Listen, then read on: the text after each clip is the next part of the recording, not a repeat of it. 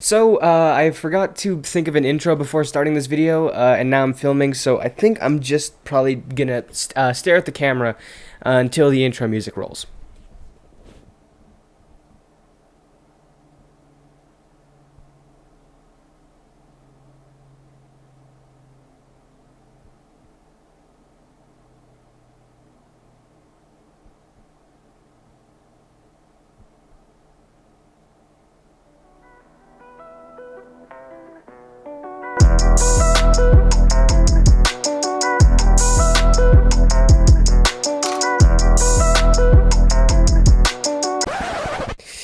Yeah, that was a bit uncomfortable for both of us, wasn't it? So, by the time this video comes out, Ratchet and Clank will be almost a month old, and if you want my opinion on the game, it's good. Well, good done. Nice work, Insomniac. There's really not much to be said by me in this category. The game came out, it was baller, and then it ended, which was less baller. But I also feel like it was the perfect length for a game. Like, will you stop that? That is so annoying. Rift Apart was great, but what I wanted to talk about a bit more in depth was the studio behind Rift Apart, Insomniac, because for a lot of people after the release of this game, they've kind of entered that S-tier rank of video game developers, and they're doing it healthily. Let me run through this real quick. When it comes to studios that make well-made games basically every outing, the list of candidates is surprisingly short, at least if we're talking AAA studios. I know a lot of indie studios have great consistent outputs. Bethesda and Valve, among a few others, used to be in this space, but recently those reputations have taken a hit by either releasing buggy messes that look old and cracked and fly in the face of progress, or by just not outputting much material at all in the past 10 years. CD Projekt Red falls into that category too, I guess, with the reception to Cyberpunk, although I was always confused how they garnered their amazing reputation off like a single game, because the total amount of sales of both previous Witcher games barely hits 20% of the sales of The Witcher 3, and those games have been out for 14 and 10 years respectively. I found it really weird that it was commonplace to say if there's any developer I trust, it's CD Projekt Red, when most people saying that had only played one game of theirs. Listen, that's off topic. I'm not trying to be mean to anyone, I'm not trying to make fun of anyone here. I just always thought that was a bit of a weird thing. If we're talking about studios right now that are kind of in that top tier, I guess Naughty Dog has become a contentious one just because people are very split on the story of The Last of Us 2. If you want to see my opinion on that game, by the way, it'll be up here somewhere, I'll link that. But if we're talking about gameplay, graphics, tech, acting, all of these things, I feel like you have to include Naughty Dog in there, even if you might not be a fan of their most recent story. You also maybe look at Rockstar, Rocksteady, From Software, Respawn, and of course, Insomniac. And obviously that's not everyone, but look, I'm not an encyclopedia, okay? I'm just giving off a few examples. It occurred to me as I was thinking about these developers that aside from Software and maybe Respawn, it's really difficult for me to think of a studio that puts out the quantity of work that Insomniac does at the quality level that they do. And the thing that makes that so impressive is that unlike studios like CD Projekt Red, Naughty Dog, and Rockstar, Insomniac is doing this with seemingly no crunch whatsoever. Crunch, of course, is the term that's used to refer to when employees are working more than 40-hour weeks due to the release date of a game approaching very fast. It is notoriously bad in the studios that I just mentioned. There are constant changes to the staff because people don't enjoy the working conditions, you get reports about how bad it is, all of that stuff. Insomniac employees made a point after Rift Apart's release to talk about how crunch wasn't ever an issue for them, a sentiment echoed by a lot of their peers and a real point of pride for Insomniac, and it seems like insiders who typically investigate crunch culture are also confirming that the problem doesn't seem to persist in this studio. This is one of the core elements of Insomniac's identity. A little over a decade back, Insomniac frequented the top 5 of the 50 best small and medium-sized companies to work for in America, which had exactly 0 other video game companies on it. But how do they keep making games that end up this high on Metacritic with raving fan reviews and amazing fan service, not to mention while releasing on average a game per 1.4 years, at least as of the PS4 Xbox One generation, while not pushing their employees to the brink, which is, you know, a bad thing. I think if we start to look into the differences between their priorities and rollouts compared to other studios I mentioned, we can start to understand at least part of the answer to that question. And I think upper echelon studios need to take a hard look at the philosophy that Insomniac seems to go by, because it can lead to what we all want, which is more games that don't come at the cost of anyone's health or well-being. If we look at The Last of Us 2, again, regardless of what you think about it, this thing is a technical masterpiece. It looks absolutely incredible and the game is packed with tiny details, but it's in some of these details where I think some of the big problems come into play when you're talking about some of these studios' philosophies. Did you know that when you attack someone in this game, their teeth can get knocked out? Probably not, unless you've gone out of your way to find videos or articles about tiny details in this game, and while hearing this you might go, wow, that's crazy. Let me ask you this, does it really shift your opinion one way or another on the game? Does it have any kind of significant impact other than just being a fun little tidbit that you can tell some of your friends? I think of it as the equivalent of finding a nickel in your pocket one day. It's definitely not a bad thing, but how many situations have you been in where you desperately need a nickel? See, some of the most notorious perpetrators of crunch culture are also the studios that want their game to feel cutting edge and revolutionary. They want to make the most incredible looking games with the most detail possible. They want to make something that no one's ever seen before. The issue is that with the pace that video games are progressing, which is so much faster than any other medium in the entire universe when you talk about a technical level, a practical level, or hell, even a storytelling level, and you factor in that games take years to make to begin with, doing this becomes incredibly difficult.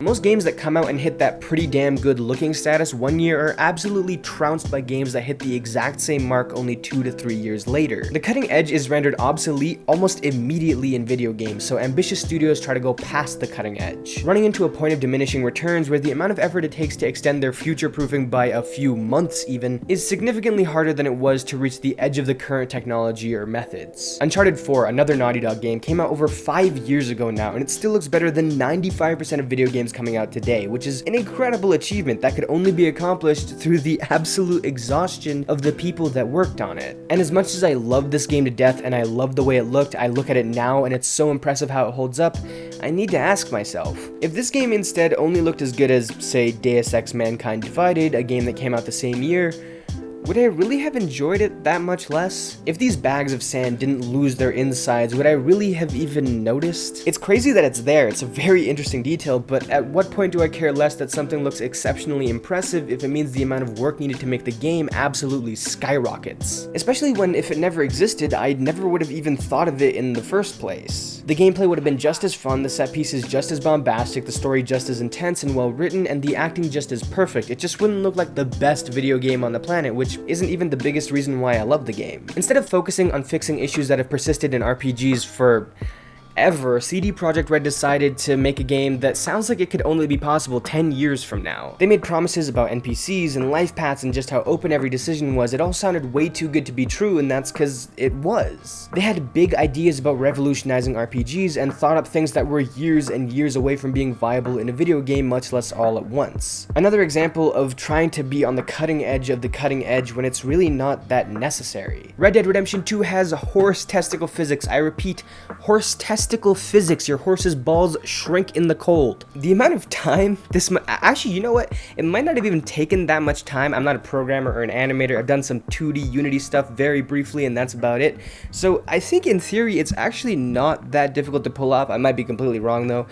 But the fact that any more than exactly 0 seconds was spent on horse testicle physics, I find that to be a bit of a problem. Now you might be thinking, dude, this has nothing to do with Insomniac. Well, let me bring it all together here. It's clear from Spider-Man PS4 and Miles Morales that Insomniac is no slouch when it comes to photorealistic graphics, but they go nowhere near the level of some of these other studios. There's no incredibly advanced techniques that, say, eliminate any type of clipping even when a cloth-like material is involved, or give characters hyper-realistic movements, or attempt to make everyone walking down the street into a distinct person with a backstory and day-to-day lives, and the games don't seem to suffer from it at all. So what if the characters' faces aren't as ridiculously expressive as long as you can understand their emotions from their voice and basic movements? So what if instead of entire detailed scenes being played behind every windows that go on for an extended period of time, you just have a few default interiors that you use to make things a bit more lively? At the end of the day, games can be incredibly realistic and immersive, but I'm still holding a controller and playing a game. No matter how hard a game tries, there's an element of fakeness to it that you always feel because you're actively pressing buttons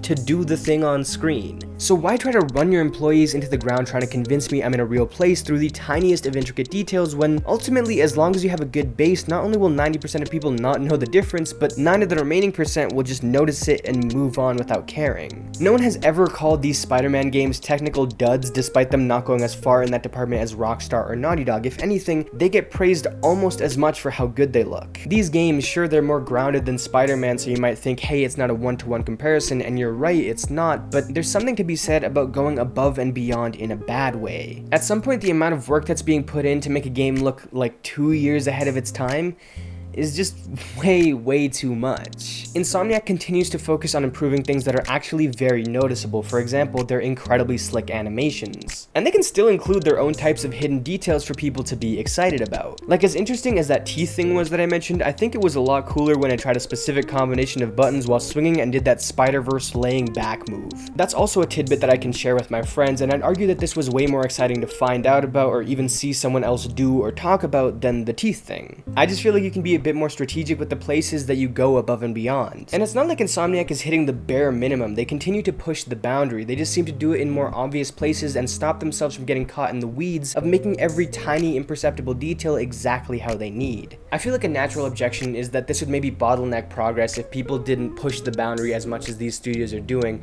And while I don't know enough about the industry and know about what studios take from one place or another, I do feel like it's a bit reductionist to say that if we don't have these few studios going completely on their own timeline of things, then all of a sudden progress in the video game space will stop entirely, or at the very least move significantly slower. In fact, I would argue that if a studio like Rockstar followed in Insomniac's footsteps and knew when to stop, they would be able to make games at a faster rate, and therefore they're putting out more stuff and it's still pushing the boundary a certain amount. And so in terms of technical progress, I feel like everything would be just fine. Look, I know that I don't have the technical knowledge to talk about video game development and exactly why it takes so long sometimes, how long it takes to make some of these details, how long it takes to make an engine and make it incredibly realistic.